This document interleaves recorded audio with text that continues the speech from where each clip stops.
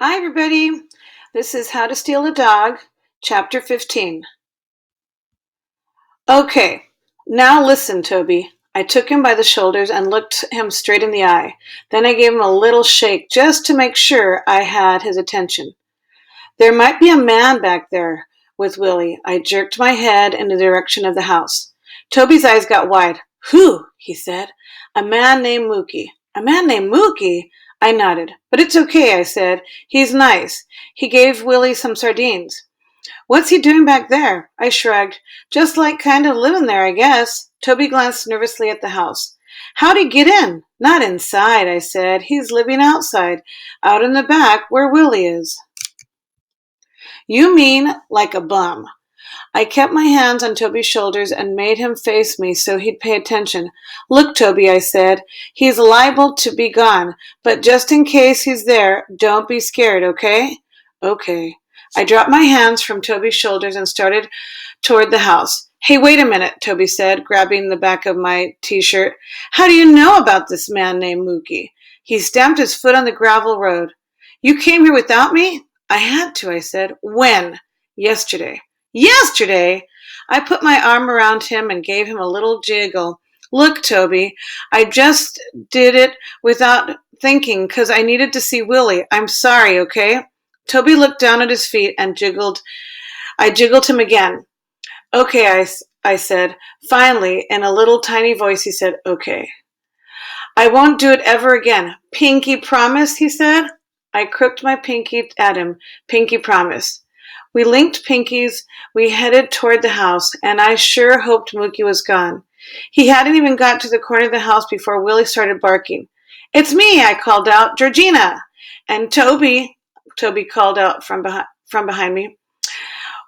When I rounded the corner, the first thing I saw was a blue tarp. Underneath it, Mookie was stretched out on top of his sleeping bag, his hands folded on his stomach, and his hat over his face. From over in the back steps, Willie wiggled his whole body to let out a bark like he was saying hello. Mookie didn't move. Mookie? I said kind of soft, like so I wouldn't scare him. Nothing. Mookie? I said a little louder. Still nothing. Is he dead? Toby whispered. Suddenly Mookie let out a snort and jumped, sending his hat flying and making me and Toby grab each other. Mookie slapped a hand over his heart and flopped back down on the sleeping bag.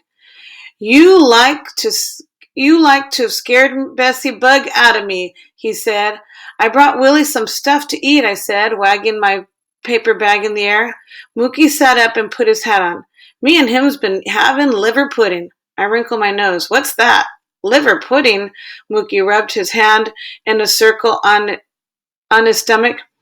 Some good eating, that's what. Right, Willie? Willie sat on the porch steps and lifted a paw. Mookie chuckled. That dog's got a good taste. He nodded toward Toby. Who's he?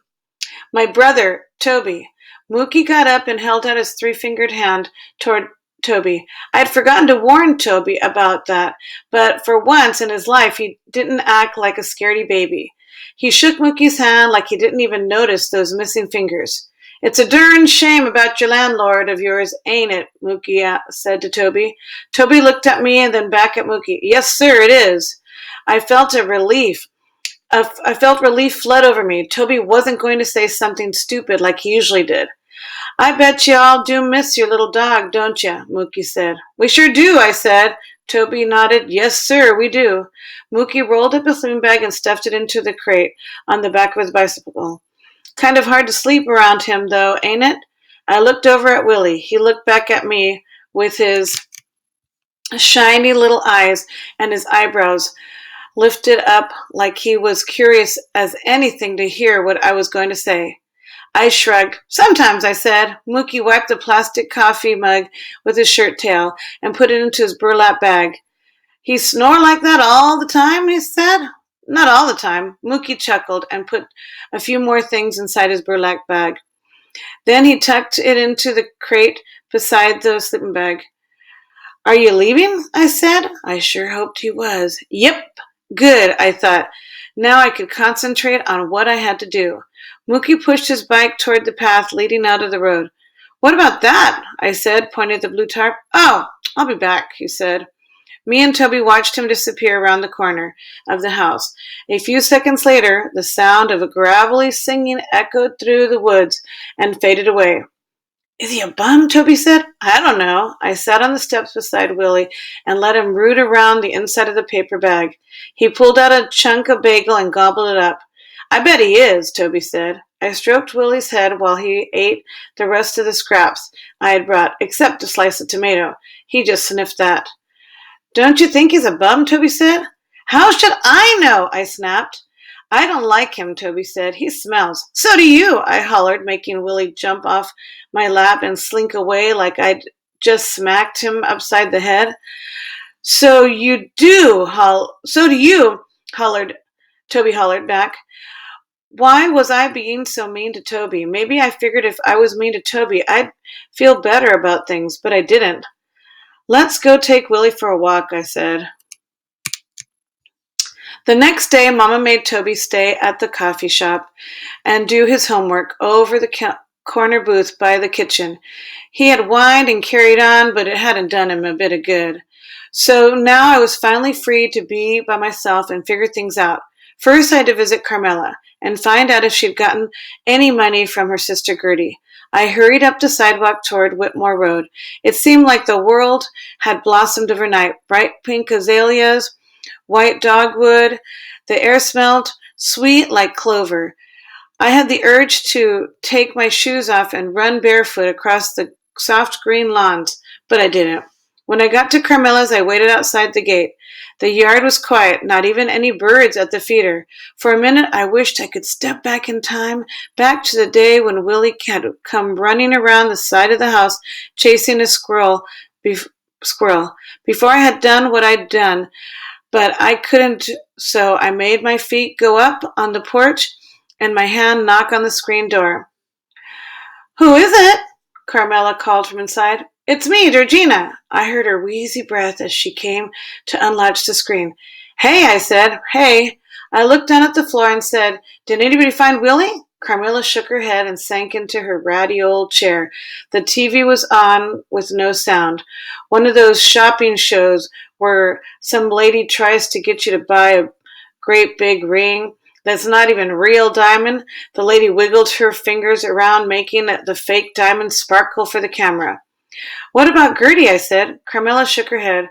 What am I going to do? She said in the flat kind of voice that made me feel sort of scared. I sat on the ottoman across from her. What did Gertie say? She says she hasn't got that money, but I know good and well she does. Carmella wiped her nose from her hand with her hand and stared at the TV. She says I'm pathetic for getting all worked up over a dog. So what are you going to do? I'm thinking I'll just go ahead and offer what I can. How much is that? Carmella sighed. I don't know, $50 maybe? My stomach went thunk. But you put $500 on all those signs, I said. I know, Carmella blew her nose. Maybe whoever finds Willie won't care about the money. She stuffed the tissues into her pocket. I sure wouldn't be. Would you? I shrugged. Well, I sort of. I mean, not really, but when every word that came out of my mouth, I felt like I was digging myself into a hole, and if I didn't stop, I was going to be too far in, and I wouldn't be ever climb out. Me and Carmella stared at the TV in silence. Now that lady was dangling a shiny gold necklace in front of the camera. Her bright red lips were moving, and I tried to imagine what she was saying. But my mind was such a mixed up mess that instead of imagining her saying how wonderful the necklace was, I heard her saying, Georgina Hayes, what in the world are you doing? Have you lost your mind? You bring that little dog back here this instant. I looked at Carmella and felt a stab. What in the world was I doing? Then suddenly Carmella leaned forward and said, Will you do me a favor? Sure. Will you and Toby go check those woods over there across the highway? What woods? Over yonder. She waved her hand toward the main highway, towards the gravel road, toward the old house. You probably think I'm plumb crazy, she said, but Sometimes I think I hear Willie barking from over there. Thunk. There went my stomach again. Really? I said. I drove around over there that way yesterday, she said, but I thought maybe you and Toby could look too. Okay. Of course, I think I hear Willie scampering around this house too, Carmella said. So I reckon it's just my crazy old mind playing tricks on me. Toby's doing homework at my mama's coffee shop, I said, but I'll go look. Carmela smiled. I sure do appreciate everything you all done for me. I shrugged. That's okay. I started for the door. Besides, maybe if we go find Willie, Gertie will change her mind and give us $500. Carmela's smile dropped, and she looked like I just told her the sky had turned purple. What do you mean? She said. Well, I mean, the reward and all. Oh, Carmela looked down at her hands and twisted button on her shirt. I guess I thought you and Toby were helping me because you wanted to. We are, I said. I mean, we do want to. I just thought, but I will certainly do my best to make sure you get paid for your kindness. Carmela's chin was puckering up, and she wouldn't look at me. Darn, I thought that hole I dug myself into was getting deeper by the minute.